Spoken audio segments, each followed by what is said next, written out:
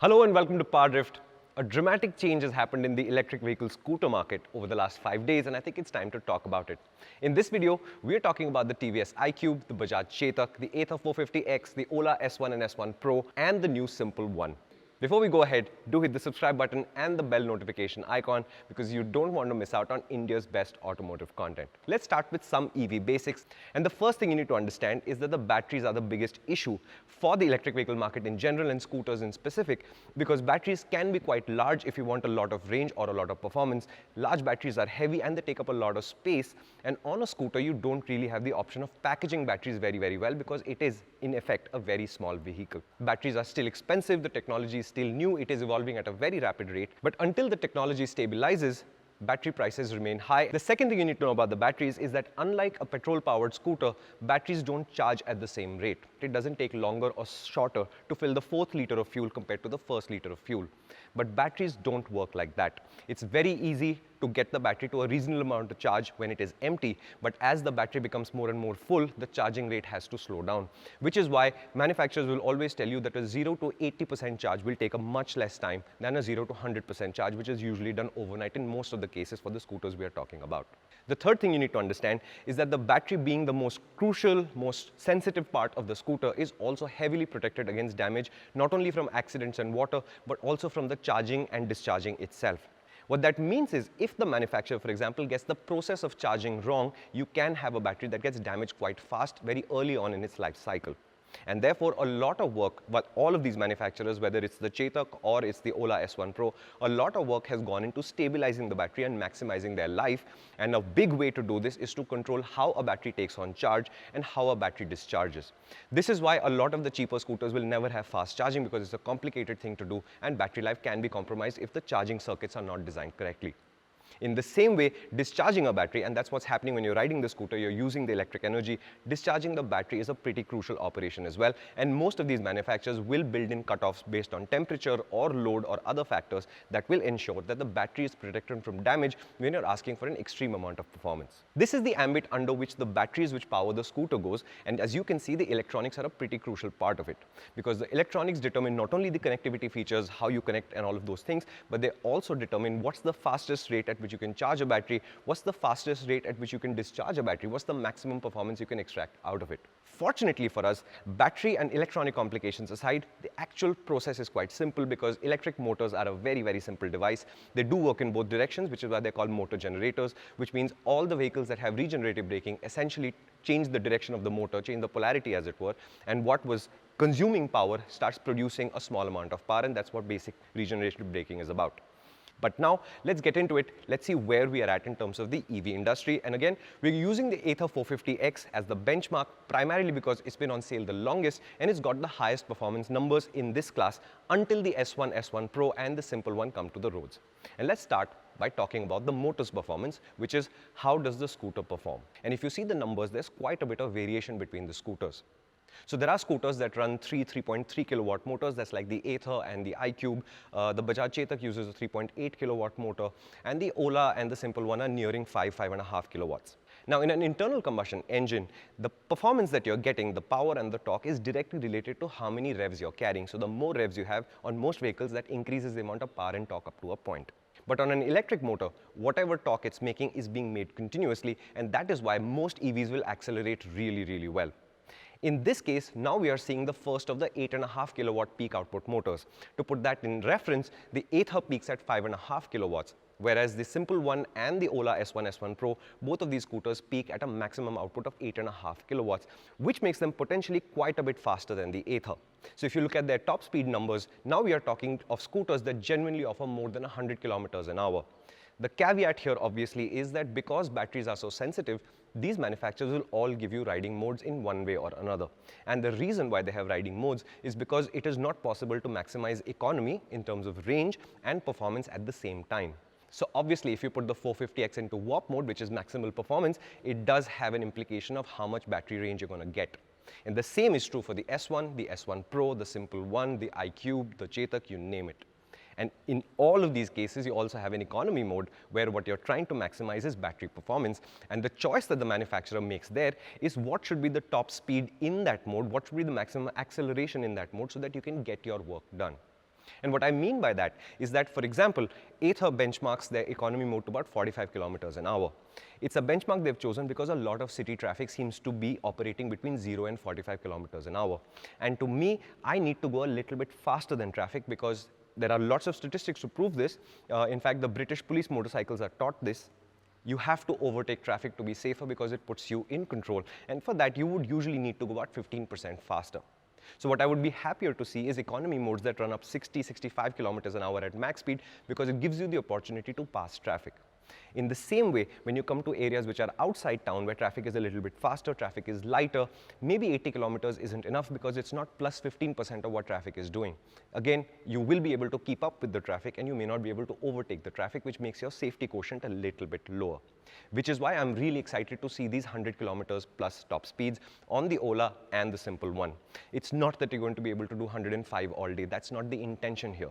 The idea is I'm following traffic at the same speed they're doing and I have performance left to overtake anything that I want to. Obviously, the faster the scooter gets, it has implications on the brakes, it has implications on how the chassis is designed, on the strength of overall componentry. So as the top speeds of electric vehicles go up, a lot of other engineering, apart from the battery, the motor, and the controllers and all of that, a lot of other stuff also has to happen. And now let's talk about the big concern for everyone, which is range. Now, range, as you can imagine, we primarily talk about it economy mode. So what that means is if you stick the Ather into warp mode, or you stick an S1 Pro into hyper mode, or you put Simple One in its sonic mode, which is its highest performance mode, obviously the range is going to be affected.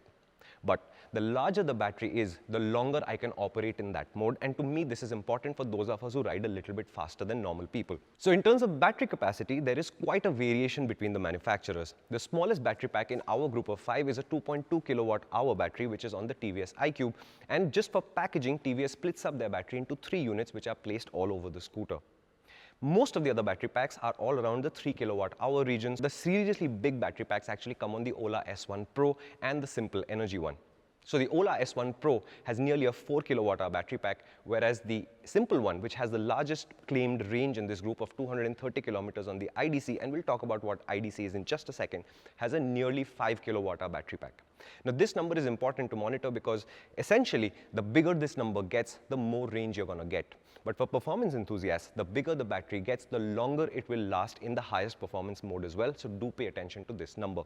Kilowatt hour, of course, for those who don't know, is how the charge density of the battery is measured. The next consideration is how long will the battery last, and in most cases all of these manufacturers are offering a 3-year warranty, and they're saying numbers between 50,000 to a lakh of kilometers. The lakh of kilometers has not come as an official announcement yet. It's just a rumor we've heard, but maybe the Simple Energy battery will be rated for that long. What that means to you is, at least in your immediate life with the scooter, how long the battery will last will not really be a problem. Most of these batteries are very, very well packaged to protect them against damage and crashes as well as water ingress, so you shouldn't really worry about it. What should be a bigger concern is, are they able to cool the battery efficiently? Because most of these systems monitor the temperatures of the cells, and when it reaches something like 55 degrees Celsius, they have to stop using that cell, which means that the amount of torque that you will get when you open the throttle reduces. And to me, in terms of using the scooter every day, that's the biggest change that you will notice from an ICE to an EV for the moment. Today, if you take an N-Torque, ride it in the morning, ride it in the afternoon, ride it continuously, ride it sporadically, ride it in the rain, ride it in the heat, when you open the throttle, you will more or less get exactly the same performance from the scooter as long as the conditions outside, which is the condition of the road, the grip, etc., remain the same.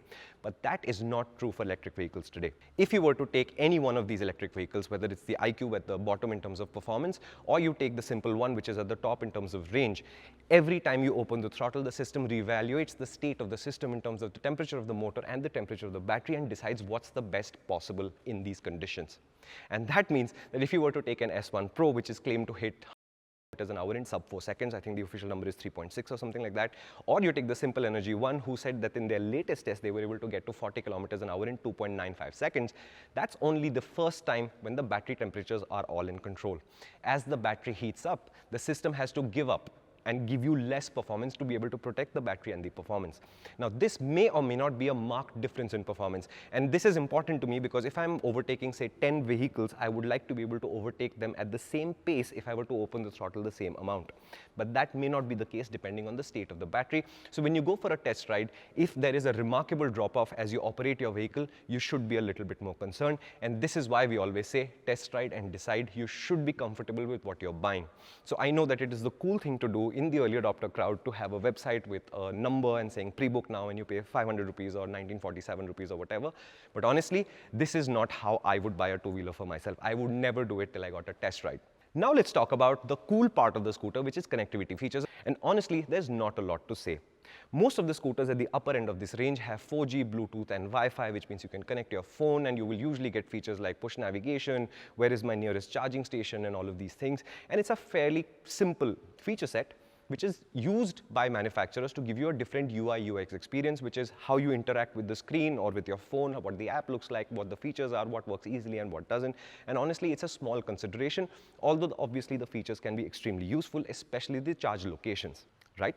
Now let's talk about charging itself, because one of the consideration is how are you going to charge the scooter. And I think the simple one clearly has a distinct advantage here because they have two battery packs. They come together in the scooter, but one of them is removable, and that battery pack is worth 60 kilometers of range. But this battery pack, with the secondary battery pack, you can carry up to your house or into a shop and use a 16 amp socket to charge this battery. To me, that improves the flexibility of a little bit. And when I ask simple one, for example, if I wanted one of these battery packs to stay at my house and the other one for my office, could I purchase a second unit? They said that should be possible, which means my ability to charge the scooter and operate becomes a little bit more flexible.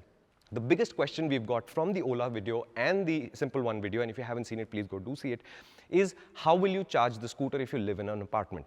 So just day before yesterday, there was a lady who has a Nexon EV in my building. She was getting her charger installed, and most societies have just never done the process, but they're not opposed to the idea that you'll pull a wire from your meter to your parking slot, install the charger there, and most of these chargers have some sort of locking mechanism built in, so nobody can really steal the power unless they're willing to splice your wire, which usually obviously you'll notice.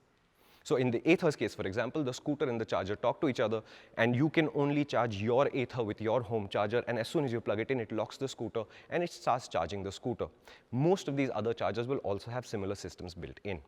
But the big numbers where they say stuff like you charge it for 18 minutes and you get 75 kilometers, which is a claim that Ola is making for their scooters, talk about the fast charging networks.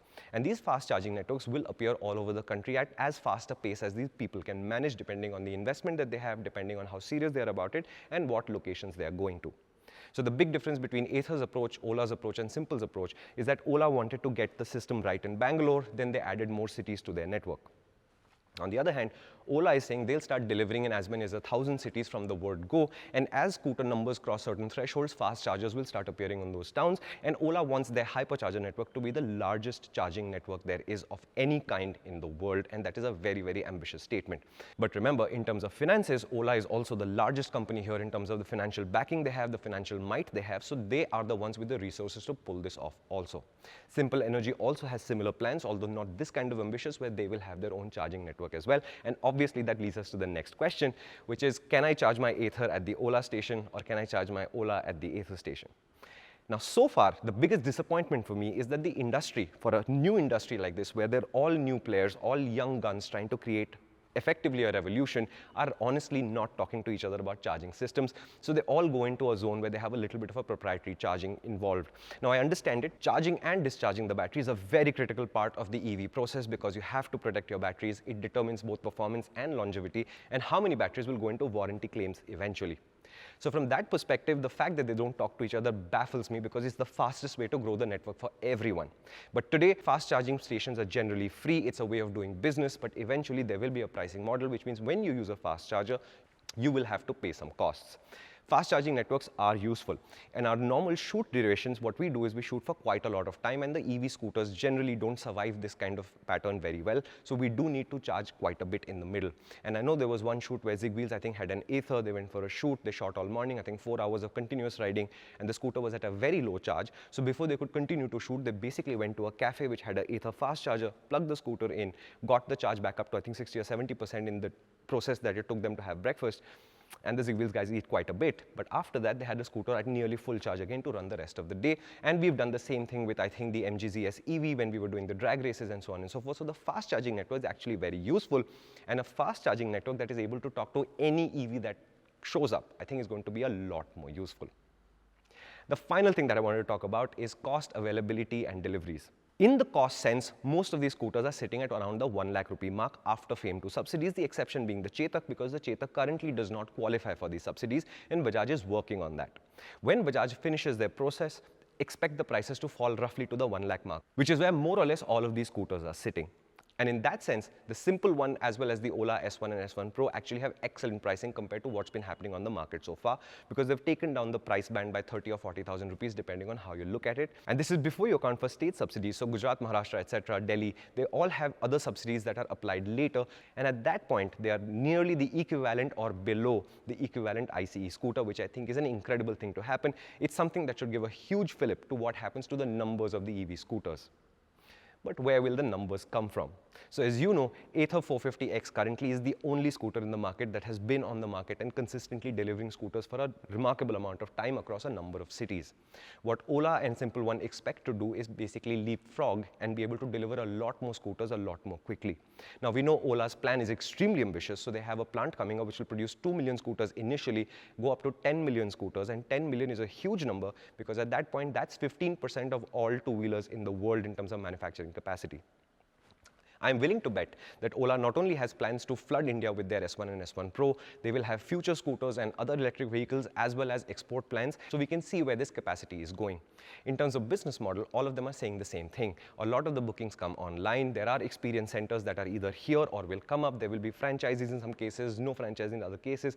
But in all cases, eventually, you will be able to go to a physical location to look at the scooter. The EV adopter crowd is generally an early adopter crowd, at least today. The mass market majority has not yet arrived. I think that's still 3 or 4 years away. This is something that has happened to the Prius in the US back in the day. This is something that happened to Tesla when they started out, and I fully expect that something like this will happen to EV scooters as well.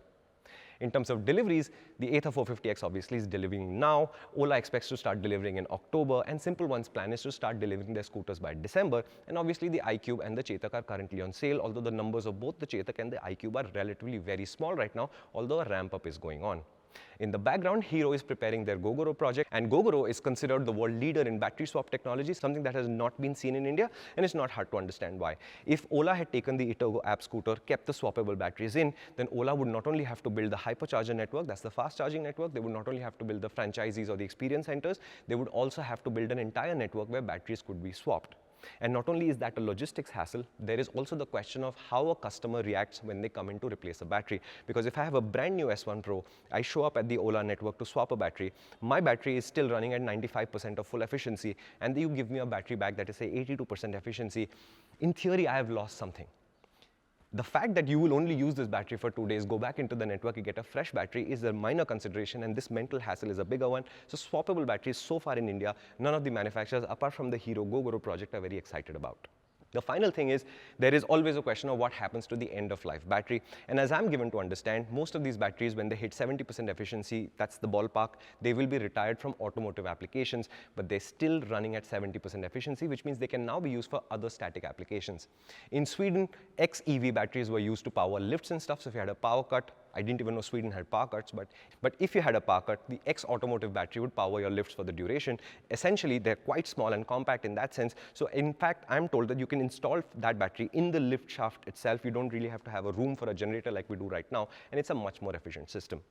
On the other side, in terms of charging, I do believe the government will shortly incentivize or is already incentivizing housing societies to put up chargers of their own, and whatever costs they incur, there is quite a bit of subsidy amount that comes back to them, so that installing chargers is much cheaper than before.